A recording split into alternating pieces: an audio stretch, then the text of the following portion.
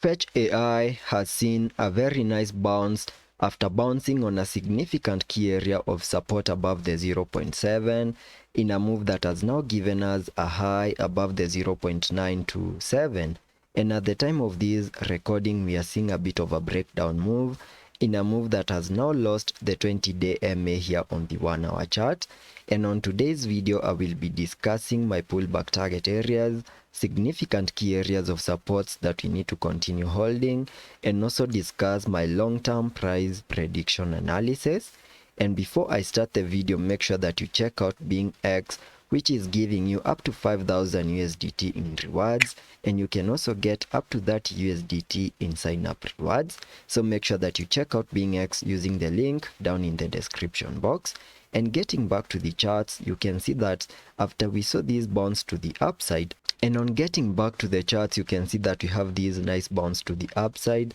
which I believe is now obeying the Elliot wave structures, where we can term this bounce as an Elliot wave count 1. And whatever we are seeing at the moment is a bit of a pullback in an Elliot wave count 2. And once we have a low in place for this second wave,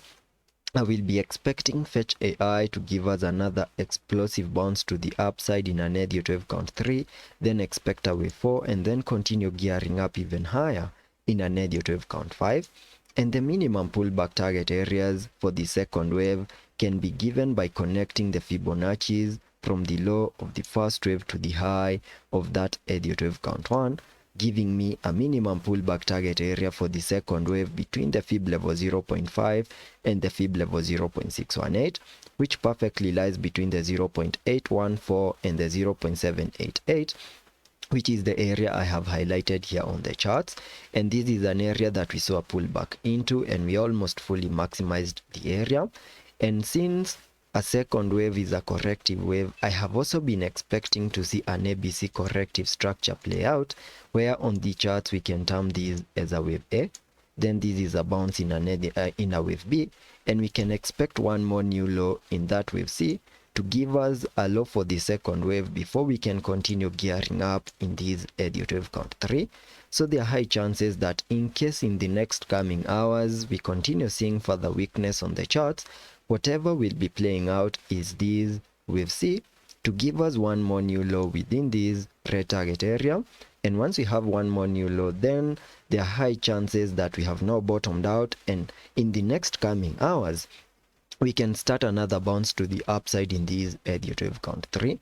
And for us to confirm that we have a low in place in this Elliot wave count 2, we also need to see a break above the high for this Elliot wave count 1 above the 0.926 in the next coming hours. So the moment we see another bounce, break above the wave 1 high, maybe with a retest, and break above resistance at the 0.949 in the next coming hours, we can continue gearing up in this Elliot wave count 3, whose minimum target areas lie above the $1 mark. And assuming that we have a low in place for the second wave, since we saw a pullback into the minimum target areas over here, we can use the trend-based Fibonacci's, connecting it from the low of the first wave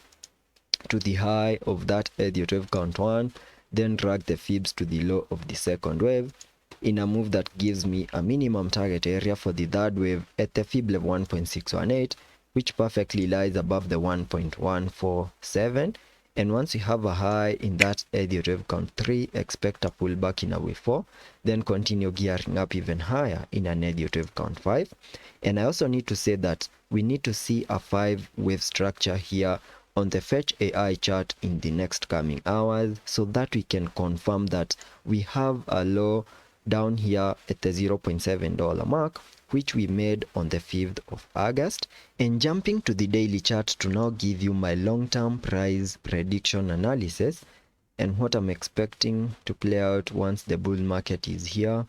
Here on the daily chart, you can see that after getting our bear market lows last year, we saw an aggressive bounce taking us to these highs above the 3.479 in what I'm terming as an Elliot wave count 1.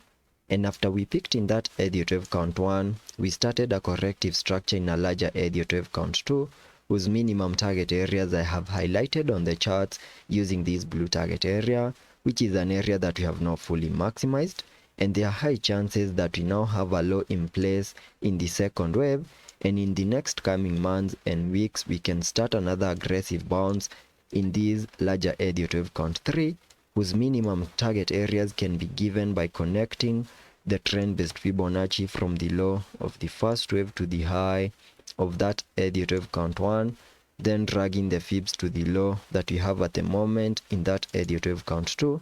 giving me a minimum target area at the fib level 1.618, which perfectly lies above the $5.7, and basing from the current prices that we have at the moment, there are high chances that we can easily catch a 10x, a 5x in the next coming months once we get a high in that Elliott wave count 3. So that is the price action that I'm expecting here on the Fetch AI chart for the next coming hours. I hope to catch you on the next video.